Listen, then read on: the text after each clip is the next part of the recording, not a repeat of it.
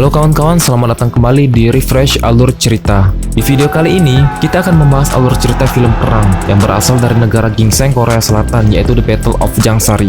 Film ini diangkat dari kisah nyata yang terjadi pada tanggal 14-15 September tahun 1950 di Jangsari, Provinsi Gyeongsang Utara, Korea Selatan. Film yang dirilis pada tahun 2019 yang disutradarai oleh Ko Kyung-taek dan Kim Tae-hoon serta dibintangi oleh Kim Young-min sebagai Kapten Lee Myung-jon, Choi Min-ho sebagai Choi Sung-pil, Kim Sung-chul sebagai Ki Ha-roon, George H sebagai Colonel Stephen, Megan Fox sebagai Maggie, dan deretan artis lainnya. The Battle of Jangsari bercerita tentang suatu pasukan gerilya yang dipimpin oleh Kapten Lee Myung-jon dan 772 tentara pelajar yang dikirimkan ke medan pertempuran di wilayah Jangsari. Di dalam kapal Monsan yang bertujuan ke Jangsari, mereka memiliki misi untuk menipu Korea Utara agar berpikir bahwa pasukan oposisi akan melancarkan invasi di daerah tersebut. Rata-rata usia dari tentara pelajar tersebut adalah 17 tahun, dan mereka hanya mengikuti pelatihan selama kurang lebih dari 10 hari. Ketika mereka mencoba mendarat di Jangsari, mereka lantas disambut oleh tentara musuh yang berjaga di sana dengan tembakan peluru yang bertubi-tubi. So, akankah mereka berhasil menjalankan misi yang tampak mustahil tersebut? Gak usah lama-lama lagi, mari kita refresh alur cerita film The Battle of Jangsari 2019.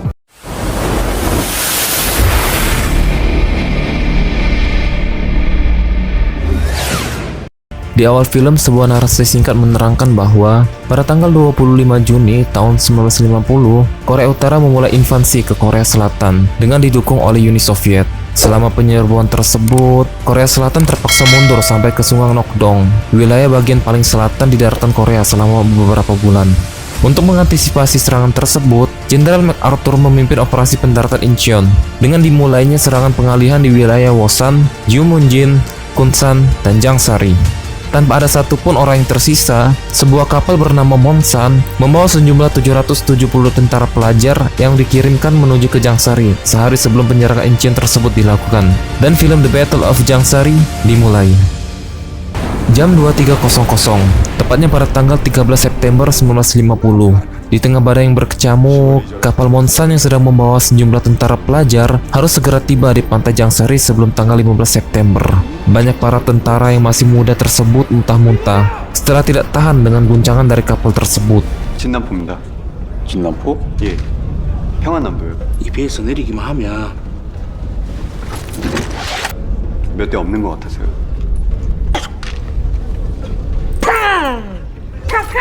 Satu jam ketika mereka akan berlabuh di pantai Jangsari, Kapten Lee yang mengomandoi pasukan penyerangan tersebut mengumpulkan seluruh tentara di lambung kapal.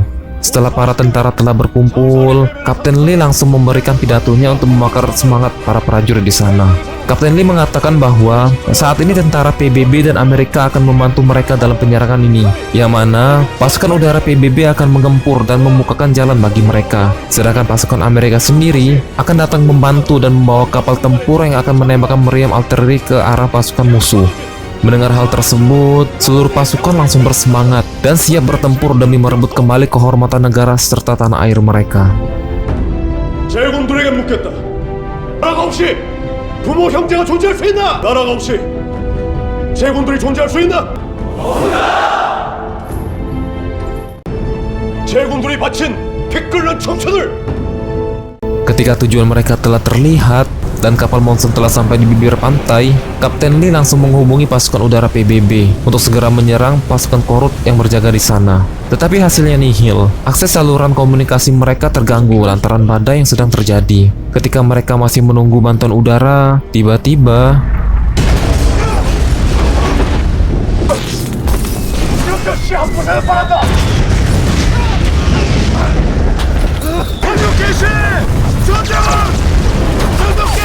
mereka ditembaki oleh pasukan Korut yang berjaga di pantai tersebut.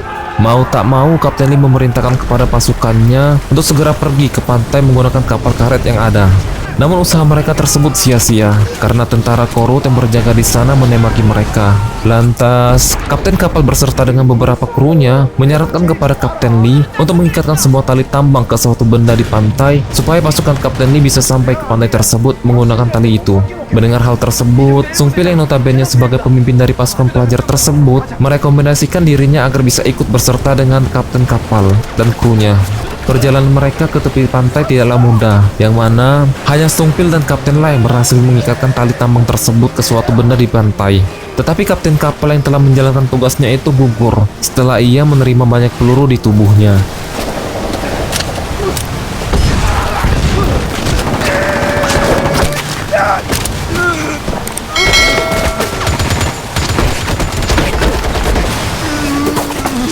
Setelah tali tersebut berhasil dipasang, seluruh pasukan pun maju ke tepi pantai.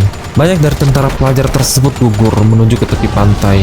Dan tak lama dari itu, ketika seluruh pasukan telah sampai di bibir pantai, barulah pasukan udara PBB datang, memberikan bantuan udara untuk menggempur tentara korup di sana.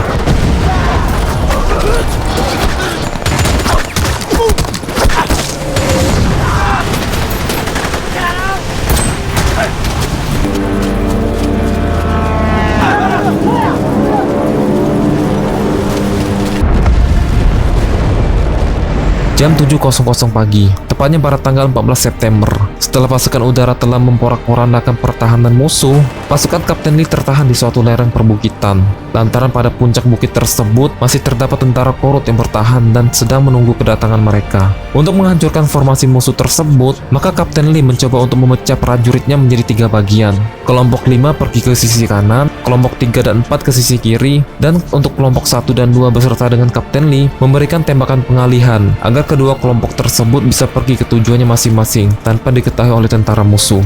Setelah selesai menyusun rencananya, tembakan pengalihan dari tim 1 dan 2 pun dilakukan.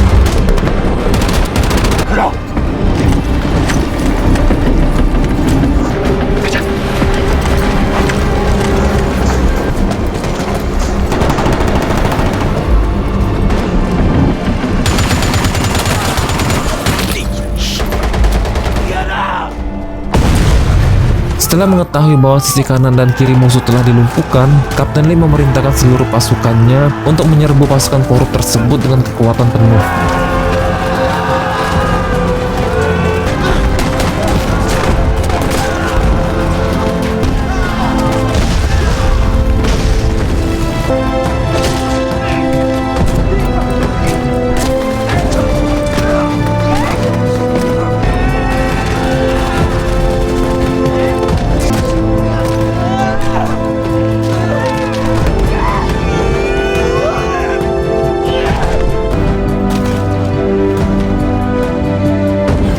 Singkat cerita, pasukan Korea Selatan di bawah komando Kapten Lee berhasil menguasai daerah Jangsari tersebut.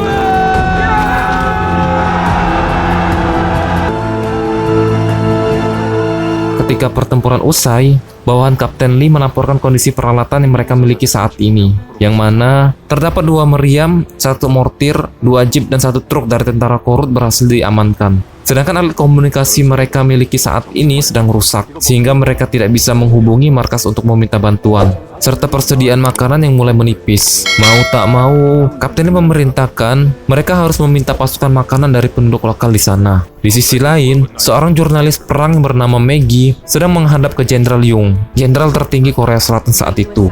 Maggie menanyakan kepada sang jenderal alasannya mengirimkan sejumlah tentara pelajar ke medan peperangan di pantai Jangsari, yang mana mereka hanyalah remaja berusia 17 tahun yang belum siap dalam sebuah peperangan. Panas mendengar colotehan dari Maggie, Jenderal Young lantas mengatakan kepada Maggie bahwa penugasan tentara pelajar ke sana sebagai unit pengalihan, supaya penyerangan Incheon yang akan segera dilaksanakan dapat sukses. Mengetahui bahwa alasan itulah yang mendasari keputusan sang jenderal, lantas Maggie keluar dari ruangan tersebut dengan rasa kecewa, karena baru kali ini ia menemui sebuah pemimpin tentara yang tidak peduli dengan prajuritnya sendiri. This is the first time I've ever seen a commander who doesn't care about his own men. Kembali lagi ke Jangsari. Prajurit yang berada di sana tampak gembira setelah mendapatkan pasokan makanan dari penduduk lokal di sana. Ki Harun yang mendapat sekantong beras langsung membagi ke rekan-rekannya. Namun ketika mereka hendak memasak beras tersebut, mereka tidak memiliki air tawar dan terpaksa mereka memasak beras tersebut menggunakan air asin. Alhasil, beras tersebut tidak bisa mereka makan karena terlalu asin di lidah mereka.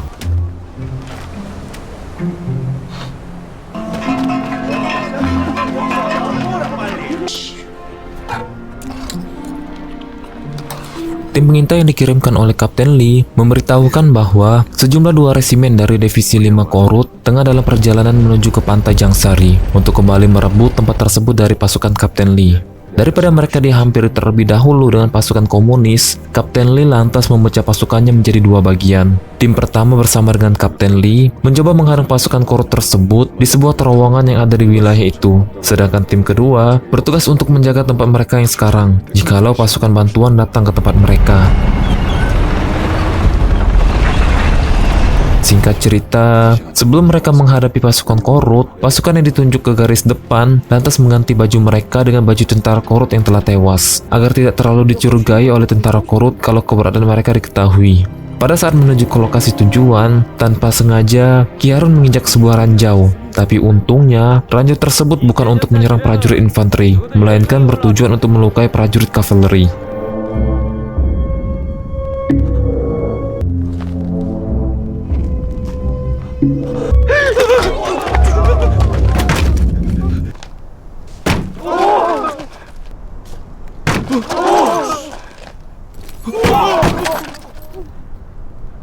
Sesampainya mereka di sebuah terowongan, tempat di mana mereka akan menyergap pasukan Korut, seluruh pasukan bersiap untuk memasang jebakan bom yang ditempatkan di langit-langit dan dinding dalam terowongan tersebut, serta ranjau yang mereka temukan juga dipasang untuk menghancurkan mobilitas tank yang ada.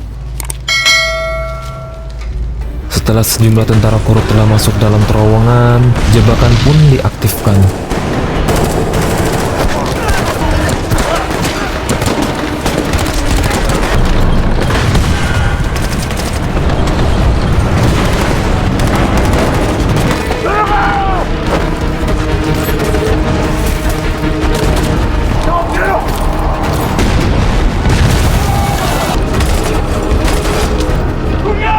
Rencana penyergapan tersebut akhirnya berhasil dengan lancar setelah tentara Korut yang tidak siap dengan serangan mendadak tersebut mundur untuk menyusun kembali formasi mereka dengan sisa pasukan lainnya.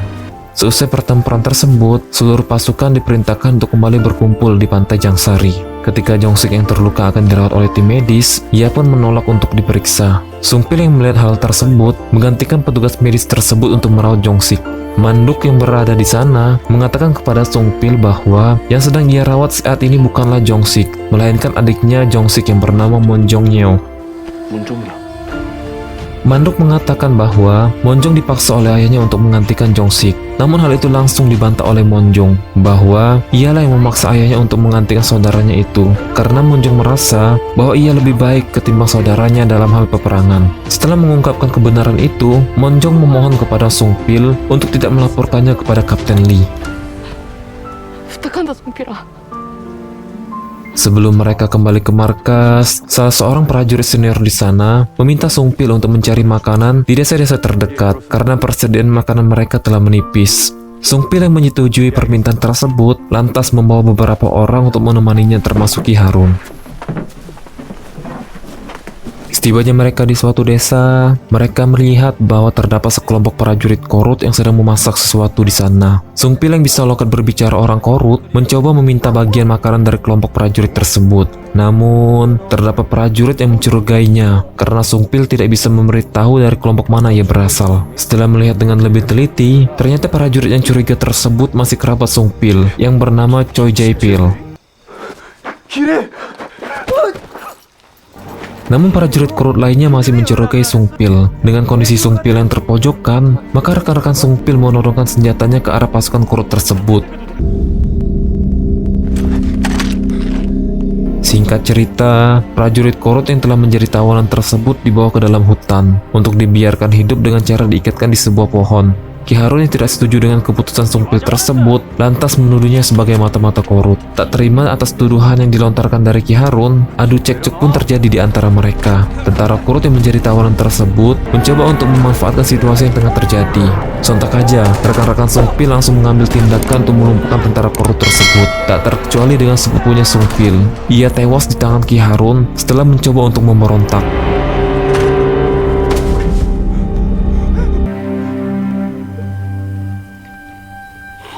Mendapati bahwa Choi Jae-pil telah tewas, Sungpil memukul Ki Harun dengan penuh kekesalan. rekan-rekan prajurit lainnya mencoba melerai mereka. Lantas, Sungpil bercerita tentang kondisinya saat ini. Alasan ia bersama dengan keluarganya mengungsi ke Korsel karena kejamnya rezim pemerintahan Korut saat itu. Ketika ia dan keluarganya akan pergi menuju Korsel, Jaipil memberikan perbekalan kepadanya sebagai salam perpisahan. Tetapi di perjalanan, ketika keluarga Sungpil sedang beristirahat, mereka pun dibom oleh pesawat Korut yang mengakibatkan seluruh anggota keluarganya meninggal dan hanya menyisakan ia seorang. Ki Harun yang mendengar hal tersebut lantas menyesali perbuatannya karena telah menyebut Sungpil sebagai pengkhianat yang mengakibatkan sepupunya tewas. Setibanya mereka di markas, Sungpil langsung menghadap Kapten Lee untuk melaporkan misinya yang telah gagal. Dengan raut wajah Sungpil yang sedih, terlihat jelas ketika ia melaporkan misinya tersebut kepada Kapten Lee. 알았다. 죄송합니다. 임무를 달성하지 못했습니다.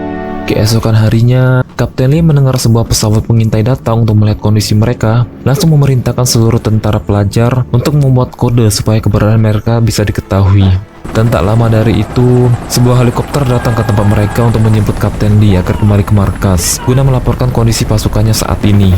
Singkat cerita, pada malam harinya, ketika semua prajurit sedang bersiaga di posnya masing-masing, tanpa sengaja Manduk menarik pelatuk senjatanya tersebut. Wakil kapten menghampiri mereka bertanya, siapa yang menembak tadi? Pada awalnya semua orang di sana terdiam, namun Sungpil menjawab pertanyaan dari wakil kapten bahwa dialah pelakunya. 죄송합니다.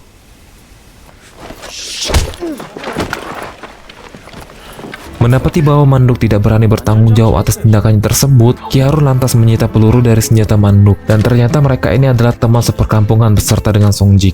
Ki Harun menghampiri Sungpil untuk meminta maaf atas kejadian tempo hari yang lalu yang mengakibatkan sepupunya itu meninggal. Ki Harun lantas bercerita kepada Sungpil bahwa ia sedikit cemburu dengan keluarga Sungpil yang penuh dengan kehangatan. Berbeda dengannya, keluarga Ki Harun sangat tidak harmonis. Ia adalah anak kelima dari 11 bersaudara dan sering dibully oleh saudara-saudara lainnya. Ibunya juga suka memukuli ia dengan cincin emas yang dipakainya, yang membuat pukulannya tersebut amat sangat menyakitkan. Maka dari itulah, Ki Harun ingin segera pergi ke Amerika setelah peperangan ini usai dan tidak akan lagi kembali ke rumahnya.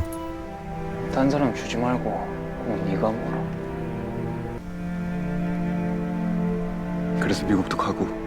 Di sisi lain, Maggie mengetahui bahwa Kolonel Stephen akan menjemput langsung tentara pelajar yang berada di Jangsari, memohon untuk ikut serta bersamanya juga. Awalnya Kolonel Stephen menolak permintaannya Maggie, namun setelah mendengar alasannya untuk dokumentasi peristiwa itu dan sebagai pengingat pengorbanan para tentara pelajar Korsel untuk kemerdekaan negara mereka, maka Kolonel Stephen mengizinkannya untuk ikut. Keesokan harinya, Kapten Lee yang kembali dengan membawa suplai makanan disambut dengan antusias oleh semua para prajurit di sana yang merasa kelaparan.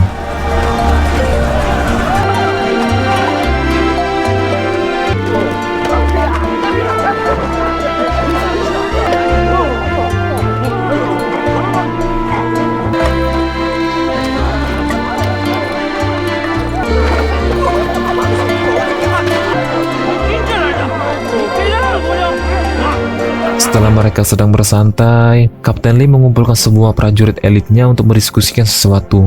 Yang mana besok kapal tempur Amerika akan menjemput mereka pada jam 6 pagi. Akan tetapi di saat bersamaan, pasukan divisi 5 Korut juga kembali menuju ke arah mereka untuk kembali menyerang dan merebut tempat ini. Maka dari itu, Kapten Lee menyusun strategi untuk membagi pasukan menjadi 2 tim lagi. Satu tim yang berada di garis depan untuk menghentikan pergerakan prajurit Korut dan mengulur waktu. Dan satunya lagi untuk membawa tentara yang terluka untuk dibawa ke garis belakang menuju ke kapal pengungsian.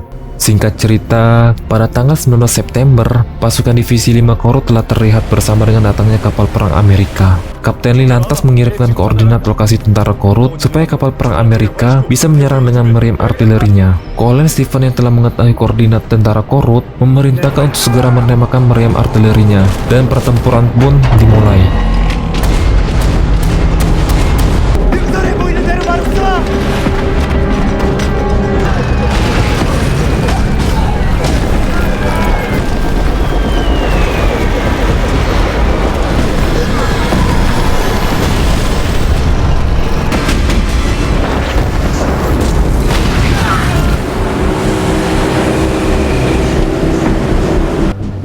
나머지 병사들이 거기까지 헤엄치긴 무리다. 배를 더 가까이 대야 한다고 봐.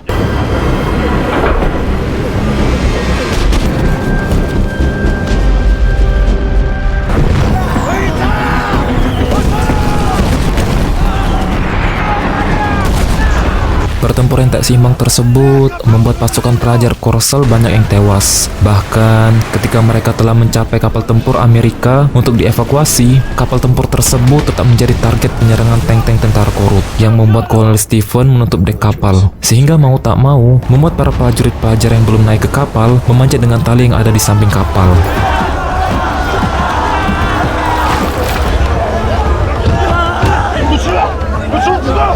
Dirasa mereka tidak bisa lagi mempertahankan garis depan, maka prajurit senior di sana memerintahkan kepada seluruh tentara pelajar untuk segera mundur sampai ke tepi pantai dan langsung untuk pergi menuju ke kapal penyelamatan.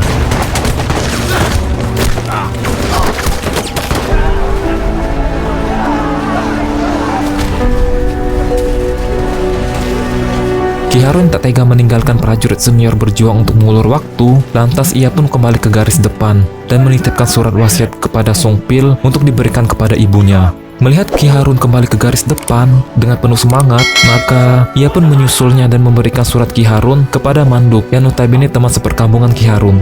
Karena keterbatasan amunisi dan jumlah prajurit yang tak seimbang, prajurit yang mempertahankan pantai tersebut gugur satu persatu, termasuk Song Pil dan Ki Harun yang berjuang sampai titik darah penghabisan.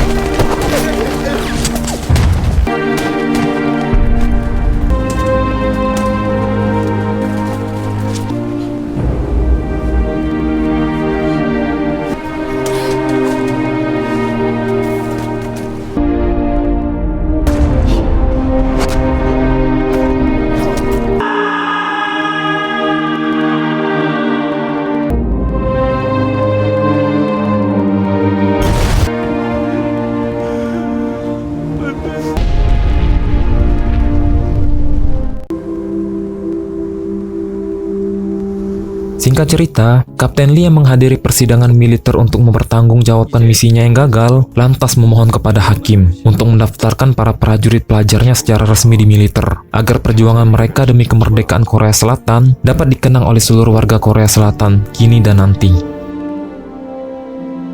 제 목숨과 바꿔서라도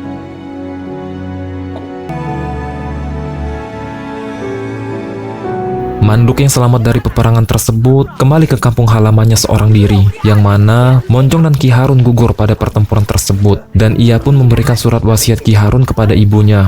Di sisi lain, Maggie yang mengetahui bahwa Kapten Lee dikambing hitamkan dalam pertempuran Jangsari tidak terima dan mengkomplain tindakan pejabat militer Korsel kepada Kolonel Stephen. Namun dengan alasan politik dan diplomatik, Kolonel Stephen tidak bisa menerima komplainan Maggie tersebut karena semua itu sudah diatur oleh petinggi militer Korea Selatan dan Amerika. Maggie yang masih tak terima dengan alasan tersebut berkata kepada Kolonel bahwa ia akan menulis laporan catatan perang Jangsari apa adanya supaya dunia dan rakyat Korea Selatan mengetahui fakta sebenarnya yang terjadi di peperangan Jangsari. Was done to protect the American way of life. I am gonna make sure that the world knows about the war in Korea.